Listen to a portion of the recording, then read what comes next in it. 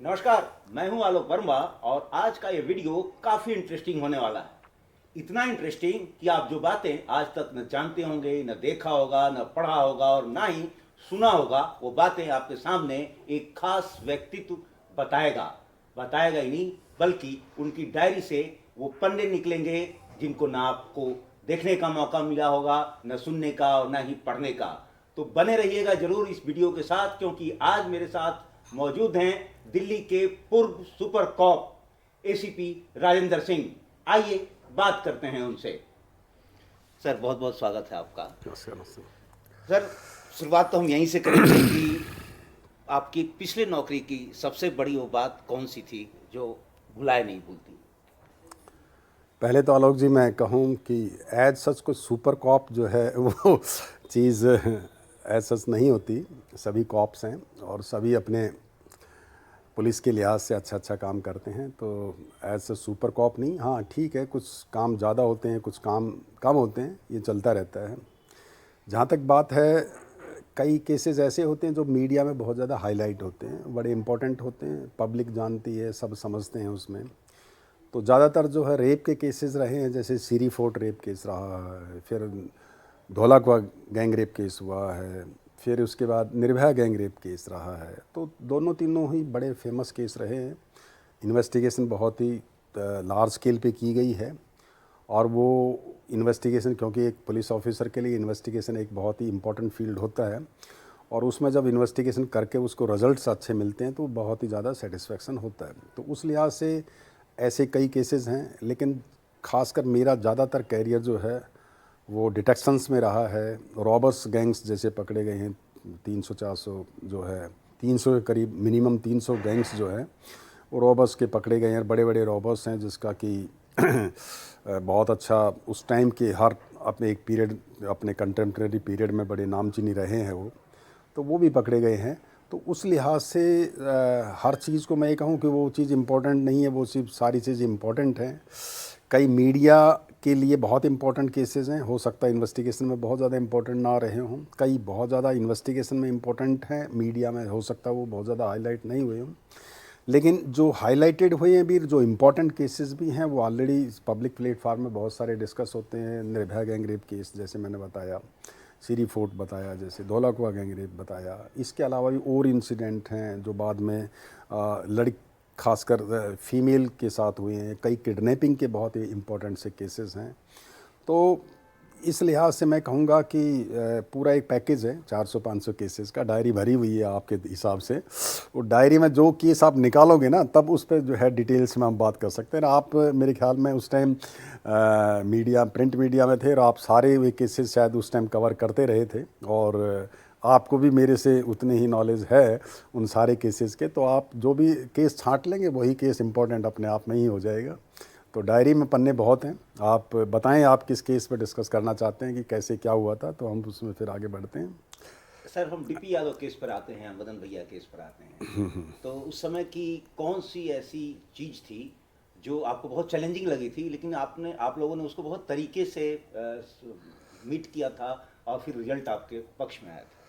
हाँ नहीं, देखो मैं ये बताऊं कि एनकाउंटर्स, क्योंकि मदन भैया, ब्रजमोहन त्यागी, राकेश मल्होत्रा और कुछ उस टाइम महेंद्र फौजी के, वो पुराने बहुत ज़्यादा इम्पॉर्टेंट और बड़े ड्रेडेड गैंगस्टर रहे थे उस टाइम के, और पूरा का पूरा नॉर्थ इंडिया उनकी क्रिमिनल एक्टिविटीज़ से परेशान था। तो उस टाइम हम लगे हुए थे। तो कुछ ग्रुप्स हमने, एक बड़ा इंटरेस्टिंग है, वैसे तो केस वो सारे पकड़े गए थे, न्यूट्रलाइज भी किए गए थे सारे, लेकिन एक इंटरेस्टिंग, कैसे एक पुलिस ऑफिसर की ज़िंदगी में कई इंटरेस्टिंग फैक्ट्स रहते हैं। तो हमने एक शशि गार्डन था अपना त्रिलोक, इसमें जमुना पार्क एरिया में, तो वहाँ से एक यशवीर था, एक क्रिमिनल्स, काफ़ी ड्रेडेड क्रिमिनल था, उसको पकड़ा था।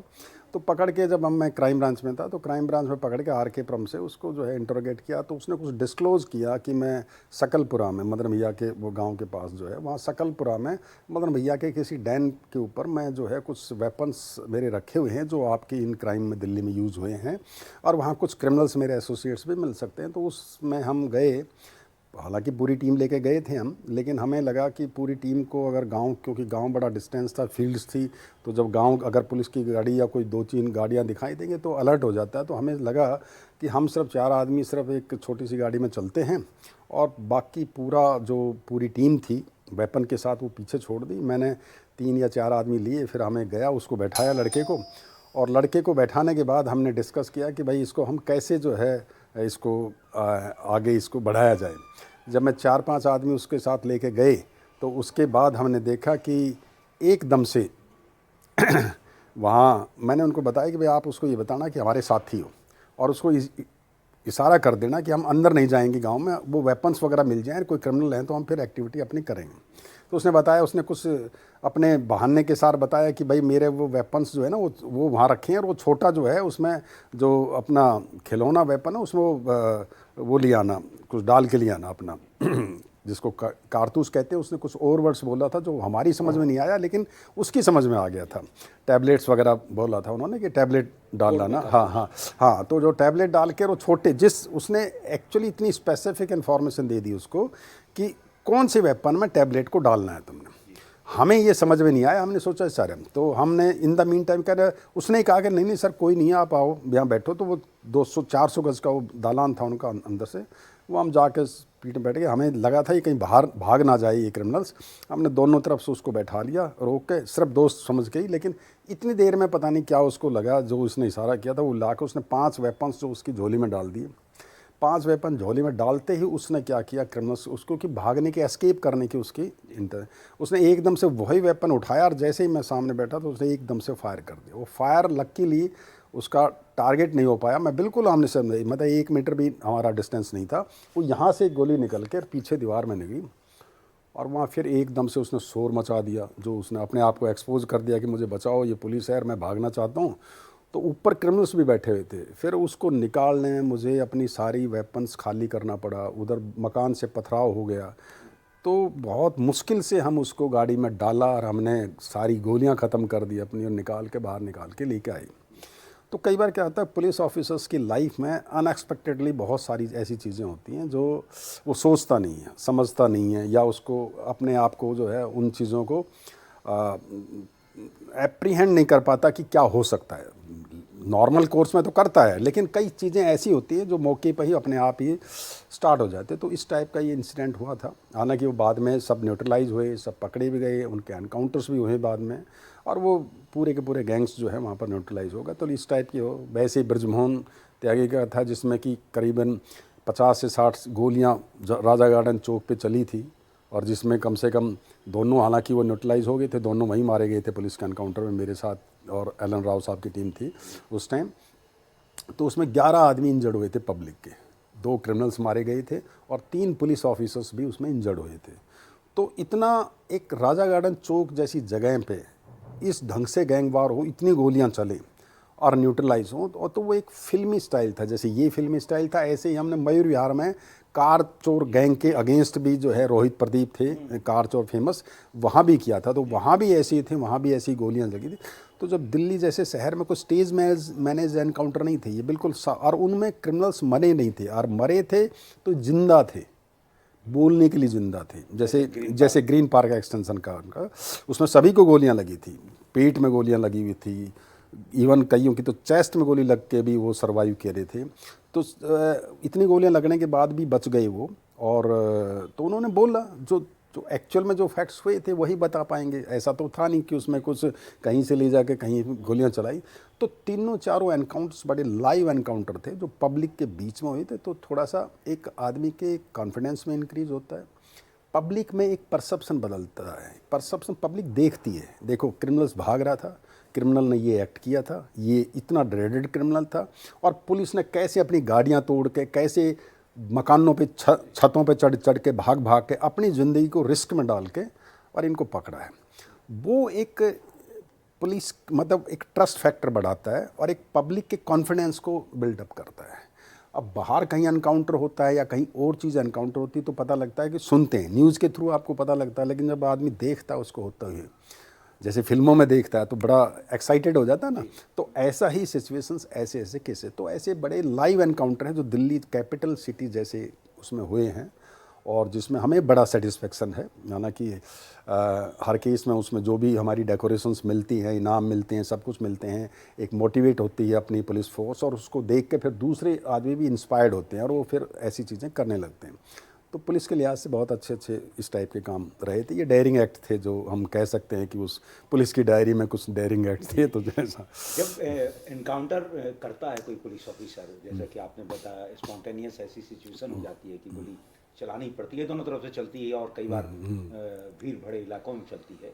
तो उस इनकाउंटर के बाद किसी पुलिसमैन की, जैसे कि आप लीडर थे टीम के, तो उसकी मानसिक स्थिति कैसी होती है? देखो, मानसिक स्थिति ऐसी होती है कि हम सब कुछ जो है ना, जब जाते हैं तो आप पहले दिन जाते हो तो ज़रूर सोचते हो, आपके दिमाग में एक डर रहता है। आप फर्स्ट टाइम जा रहे हो तो एक एक एक कॉमन मैन की तरह आप सोचोगे, जैसे कॉमन है कि यार आज बदमाश हैं, फायरिंग होगी, मेरी जान जा सकती है, मेरे साथ ये हो सकता है। तो ये एक इस साइकोलॉजी के साथ आदमी चलता है पहली बार जब चलता है, चाहे वो पुलिस में हो, चाहे यूनिफॉर्म हो, चाहे आर्मी हो, किसी भी जगह हो। हमारे साथ भी ये था, जब पहला इंसिडेंट ऐसा हुआ तो हमें बड़ा डर लगा कि यार ये कैसे होगा। हालांकि मेरा ऐसा हुआ था कि फायरिंग हुई थी, एक बहुत 50,000 रुपये का रिवार्ड का था मुझे, ग्रेटर क्लास में हमने फायरिंग करके उसको पकड़ा था। तो पहला इंसिडेंट था, तो हमें ऐसा लगा था जब तक वो इंसिडेंट हुआ नहीं और एग्जीक्यूट नहीं हुआ, ख़त्म नहीं हुआ, जब तक अंदर से एक डर की भावना जो है उस टाइम रहती थी। लेकिन जैसे ही आप उसको कॉट इन द सिस्टम हो जाते हो, जो उसको एंजॉय करने लग जाते हो, उस सिचुएशंस में अपने आप को एक थ्रिल महसूस, एक आपके दिमाग में एक चीज़ें जो है ना, एक यूज्ड हो जाती है, एक थ्रिल पैदा होने लग जाती है। फिर आपका एक पहले थ्रिल रहती है, फिर आपका एक रूटीन में जॉब हो जाती है कि भाई ऐसा तो होगा ही होगा, एक्सपेक्टेड है। अनएक्सपेक्टेडली आपको गोली लग सकती है, आप मर सकते हो, ये पार्ट ऑफ योर जॉब, इसमें कोई दो राय नहीं है। लेकिन आदमी का जो सोच जो है, हर एनकाउंटर के बाद, हर ऐसे इंसिडेंट के बाद धीरे धीरे करके बदलता रहता है, और वो आप यूज टू हो जाते हो उन चीज़ों से, और वो फिर आपकी फैमिली भी उसमें यूज टू हो जाती है। ऐसा नहीं है कि सिर्फ आप यूज टू होते हो, आपका स्टाफ भी यूज टू हो जाता है, आपकी फैमिली भी यूज टू हो जाती है कि भाई ये तो रूटीन जॉब है, भगवान जब होगा इंसिडेंट, जब उल्टी कुछ होने होगी तभी होगा, अदरवाइज ये पार्ट ऑफ जॉब है, ये इनको करना पड़ेगा। और ऐसी सिचुएशंस बहुत बार आएंगी, हमें बहुत ज़्यादा इसको मतलब हैंगओवर इसका जो है बहुत ज़्यादा बनाना ठीक नहीं है। बड़ी अच्छी बात कही आपने फैमिली की। तो मैं इसी पर सवाल आपसे पूछना चाहूँगा, क्योंकि आपने बहुत सारे ऐसे डेयरिंग इन्वेस्टिगेशन किए और उसमें बहुत सारे ऐसे सिचुएशन है जो एडवर्स थे। तो क्या होता था जब आप घर पहुँचते थे और जब वाइफ या बच्चे या पेरेंट्स आपसे क्या पूछते थे और आपका जवाब क्या होता था, और उस समय की सिचुएशन क्या होती थी? नहीं, बड़ा देखो, फैमिली हमेशा जब उनको ये पता लग जाए कि ये कुछ, देखो हमेशा फैमिली को भी आम पब्लिक की तरह अगले दिन ही पता लगता था। अब चाहे राजा गार्डन का एनकाउंटर हो, चाहे कोई और एनकाउंटर हो, ज़्यादातर एनकाउंटर में मेरी फैमिली को या तो मेरे क्योंकि ज़्यादातर फ़ोन बंद रहते थे, तो या तो मेरे किसी कुलीग के द्वारा पता लगता था, या जो ऑफिस में स्टाफ होता था उनके थ्रू पता लगता था, या किसी दूसरे से पता लगता था भाई आज ये हो गया था, तो इसलिए थोड़ा सा बाद में फ़ोन करेंगे, वो आप थोड़ा सा वो रखो।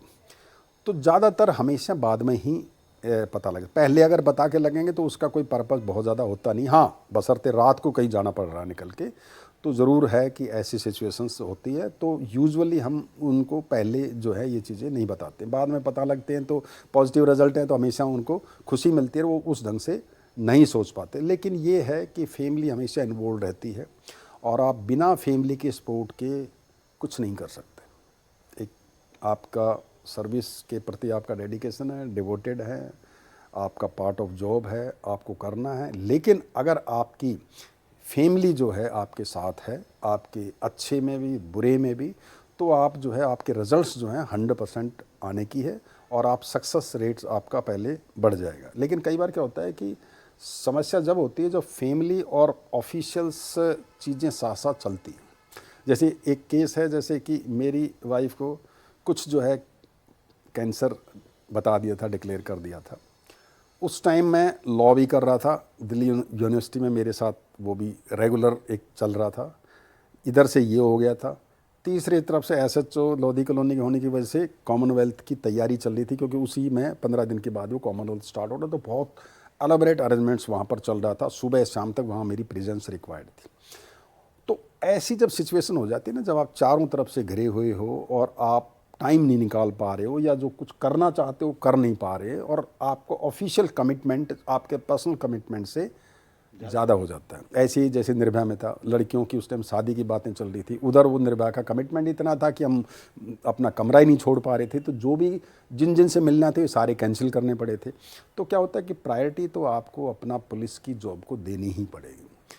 अब सिर्फ ये है कि आप कैसे अपनी फैमिली को कन्विंस करके उनको सेटिस्फाई कर सकते हो कि भाई ये part and parcel of the job है और ये आपकी प्रायोरिटी है और आपको इसको करना पड़ेगा। तो वो उसमें ये लगता है कि वो फिर धीरे धीरे करके ये चीज़ें समझते। मैं समझता हूँ हर पुलिस ऑफिसर्स की फैमिली उसी के साथ उसी नाव पे बैठी रहती है, वो साथ साथ चलती है, बस वो एक्टिव जॉब करते हैं और वो पैसिव उनके साथ रहती है। तो उसमें बहुत ज़्यादा वो एक ही उस पर स्टेज जो नहीं बता पाते या शेयर कई चीज़ें नहीं कर पाते, उस टाइम उनको कई बार ऐसा लगता है ये क्या हुआ, तब थोड़ा सा हो सकता है कुछ ऐसी सिचुएशंस आ जाएं। अदरवाइज़ तो आपको फैमिली का सपोर्ट मिलने के लिए ज़रूरी है कि आप उनको साथ रखें, उनको सारा साथ साथ चले, तो अंडरस्टैंडेबल हो जाता है, वो फिर सब अंडरस्टैंड कर लेते हैं, इवन बच्चे भी अंडरस्टैंड करने लग जाते हैं। जी हम लोग गैंगस्टर की बात कर रहे थे, इसलिए गैंगस्टर की बात पर ही हम आगे बढ़ते हैं। पहले कौन सा ऐसा गैंगस्टर था जिसके इंट्रोगेशन में आपको कुछ ऐसी बातें पता लगी थी जो आप बेशक वो बातें ना बताएं, लेकिन जो आप खुद अनएक्सपेक्टेड थे और आपको शॉकिंग वो बातें लगी थी, जिसने दिल्ली के क्राइम को या दिल्ली एनसीआर के क्राइम की सिचुएशन को बदला था? देखो, वैसे तो बहुत सारे केसेस हैं इसमें, अब मुझे बहुत ज़्यादा एकदम से रिकलेक्ट नहीं हो पा रहा, लेकिन एक शौकत पासा नाम का एक बदमाश था मेरे टाइम में, और उसमें 37 लाख रुपए की एक रॉबरी की थी निज़ामुद्दीन के अंदर। तो उसकी इंटरोगेशंस हमारे साथ चल रही थी। वो बहुत ही हार्ड कोर था, उसमें 52 मर्डर ऑलरेडी कर चुका था। वो 52 के करीब एक्यूजेशन थे उसके अगेंस्ट, उसके अंदर FIR उसके अगेंस्ट थी, जिनकी सज़ा वगैरह चलती रहती थी, जिनका तो वो कहीं बाहर आया हुआ था। उसने किसी ग्रुप्स के साथ मिलकर ये इंसिडेंट किया था। हमने इन्फॉर्मेशन के बेस पर उसको पकड़ लिया था और इंटरोगेशन के अंदर हमारा चल रहा था। तो इतना हार्ड कोर था कि उसको बहुत ज़्यादा कोई फ़र्क नहीं पड़ रहा था, इमोशनली ब्रेक करना उसको बड़ा मुश्किल था। और आप जैसे वो पुलिस का जो सिस्टम है वो भी कोई उसमें बहुत ज़्यादा कामयाब नहीं हो पा रहा था। तो हमें गैंग्स की फर्दर एक्टिविटीज़, उसके पीछे के एक्टिविटीज़ और कितने केसेस की हैं, ये सारे के सारे केसेस हमारे लिए जान के ज़रूरी हैं। लेकिन कई बार क्या होता है कि आप जो है ना किसी आदमी को टच जब करते हो, कितना भी हार्ड कोर हो, लेकिन उसके कुछ ना कुछ ऐसे वीक पॉइंट्स होते हैं जिस पे आप अगर आप प्रेशर डालोगे तो वो आदमी आपको आपका कहीं ना कहीं आपको हेल्प करता है। चाहे बंटी रहो, बंटी ने सारा का सारा मुझे रिकवरी करा दी। सिर्फ उसने एक चीज़ की वजह से रिकवर करा दी कि उसकी एक गर्लफ्रेंड थी, उसके पास उसके दिए हुए 2 जो है ना डायमंड्स के रिंग्स और वो थे। उसने कहा कि सर आप ये रिकवर करके मेरी गर्लफ्रेंड को कुछ मत कहना, मैं आपको सारी रिकवरी करा दे। तो he was so much attach to that girl कि उसने अपना पूरा डिस्क्लोज़ किया और पूरी की 6-7 ट्रक जो चोरी का सामान था वो हमें मिला, 6-7 गोडाउन में रख रखा था उसको, तो सारा रिकवर। लेकिन वो एक छोटा सा पॉइंट था जिसको कि टच करने से कि आप मेरे इस लड़की को सिर्फ मेरे ससुराल तक भिजवा देने का किसी तरह मुझे फैसिलिटेट कर दें या किसी के थ्रू भिजवा दें और ये चीज़ ना रिकवर करें। तो और जो वो क्रिमिनल एक्टिविटी के पार्ट नहीं थी, वो ना ही उसके वे चीज़ें थी, तो हमारे लिए बड़ा इजी था। लेकिन पुलिस यूजुअली ऐसी चीज़ें नहीं करते। ठीक है, ये किसी दूसरे का काम है, हमारा काम नहीं। लेकिन अगर हमने उनसे कुछ लेना है तो यही चीज़ बड़ी इंपॉर्टेंट हो जाती है। हमने वो फैसिलिटेट कर दिया, उसने उस कमिटमेंट पे अपना पूरी रिकवरी बिना कुछ कहे उसको सारा का सारा उसने ये सामान रिकवर। ऐसे ही शौकत पा सका था, उसकी कोई आगरा में या कहीं दूसरी जगह एक उसकी सिस्टर रहती थी, उसका दामाद था। तो उन्होंने कहा कि भाई किसी ने कहा कि भाई दामाद और सिस्टर को लाओ और उसको हथकड़ी बांधो कि डराने के लिए साइकोलॉजिकली। जैसे कहा जी मेरा कुछ भी कर लो, आप मेरे दामाद को मत कुछ कह देना, ठीक है। जैसे आज ऐसा ना हो कि पब्लिकली आप उसको लिया और यहाँ पुलिस स्टेशन में आके मुझे मेरे हालात देखेगा तो मैं बर्दाश्त नहीं कर पाऊँगा। मैं कहा हमारी ज़रूरत भी नहीं है बेटा, कोई बात नहीं है, आप करो। तो उसने इसी बात पे उसने जो इतना हार्डकोर क्रिमिनल था उसने उसको छोड़ दिया। ऐसे ही एक साने आलम था, चोर था, जैसे परवीन चौधरी उसकी वाइफ थी, उसने भी एक कैसे होता है, कितना सेंटिमेंटल होता है। तो वहाँ एक उससे रिलीजियस बुक थी, उसके बारे में किसी नीचे के हमारे कांस्टेबल्स ने कुछ अपशब्द कह दिए थे, तो एक सेंटिमेंट से उसकी हर्ट होगी, तो उसने उस चीज़ को अपने मन में बैठा लिया। मन में बैठाने के बाद जैसे ही उसने अपना मैसेज भेजा कि इन्होंने ऐसे ऐसे इसके साथ गलत किया है और इसके बारे में गलत बोला है, तो उन्होंने इवन क्रिमिनल होते हुए इवन इतना एक्सटेंड करके वो पुलिस ऑफिसर के ऊपर गोलियां चलाने के लिए मेरे स्टाफ के बाहर उन्होंने एक ट्रैप ले कर लिया। 3-4 आदमी वेपन लेके बैठने के लिए कि हम जैसे निकलेंगे, या वो जो पर्टिकुलर आदमी था जिसने कहा था उसको मारने के लिए भी तक भी यहाँ आ गए। तो कई बार क्या होता है कि हमें देखो, हम जब इंटरोगेट करते हैं आदमी को 2 ही तरीके से देखते हैं, या तो ये सिटीज़न ऑफ इंडिया है या ये विक्टिम है, ठीक है, हम उसके नाम, गांव, पर्दा, इससे कोई लेना देना हमारा उस टाइम नहीं होता है जब इंटरोगेट करते हैं। लेकिन जब आप उसके इंटरनल फील्ड में जाते हो, जब उसके पर्सनल चीज़ों को टच करते हो, जब उसको जो फेथ है उसको डिस्टर्ब करते हो या कुछ और करते हो, तो फिर वो आपको ये समझता है कि he is not discharging his official duty, he is doing something else. जब वो ये करता है ना, तब वो आपके प्रति रहता है। हम मारते थे, सब कुछ करते थे, सारी चीज़ें जो हैं, जो पुलिस जो है पकड़ पकड़ के लाते थे, तो दीवार कूदते थे, पकड़ा धकड़ी में कई बार चोटें भी लग जाती थी।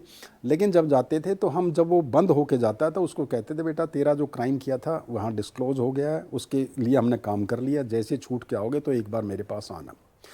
जैसे वो आता था, मैं उसको हमेशा चाय का ग्लास, वो कप पिलाता था, उसको अपने साथ बिल्कुल सामने बैठाता था, उससे प्यार से बात करता था, और वही मेरा फिर हमेशा के लिए बहुत ही इम्पोर्टेंट इन्फॉर्मर के रूप में कन्वर्ट होता था। वो सोचता था कि इस आदमी ने जो भी मेरे साथ पहले किया है वो सिर्फ एज ए क्रिमिनल मुझे ट्रीट करके किया था, एज ए ह्यूमन बीइंग मैं आज की डेट में जब मैं अपना बेल पे आया हूँ या छोड़ आया, मेरा क्राइम हुआ, तो इसने दूसरे ढंग से उसको ट्रीट किया। तो ये कुछ चीज़ें ऐसी होती हैं जिसमें कि आदमी आप टच करते हो, तो आपको एक क्रिमिनल की माइंडसेट को पढ़ना बहुत ज़रूरी है, और हर केस में ऐसा होता है। हमने जो ट्रिपल मर्डर था ग्रेटर क्लास का, मैं था एसीपी, अब उस टाइम ओपी यादव साहब थे, एसएचओ थे हरचरण वर्मा, और ये थे। उन्होंने सोचा तो वो कई दिन से, 3 दिन से उसने मर्डर कर दिया था, कुछ नहीं कहा था, लेकिन बस वही उसकी सेंसिटिव, जो उसको सेंसिटिव पॉइंट पे जैसे उसको टच किया, उसने वो इमीडिएटली मर्डर खोल दिया। तो आपको ये एक चीज़ें जानना ज़रूरी है कि आपको इंटरोगेशन किस आदमी के, क्या उसका करेक्टर प्रोफाइल है, क्या उसका इमोशनल प्रोफाइल है, उसको देख के अगर आप करते हो तो रिजल्ट्स आपके बहुत अच्छे रहेंगे। 3rd डिग्री से बहुत ज़्यादा कुछ होने वाला होता नहीं, जो हार्ड एंड क्रिमिनल्स हैं। Thank you. तो दोस्तों, मज़ा आ रहा है ना पूर्व एसीपी राजेंद्र सिंह की डायरी के पन्ने जानकर। ये डायरी के पन्ने जारी रहेंगे, इसलिए जुड़े रहिएगा इस चैनल के साथ। नमस्कार। नमस्कार।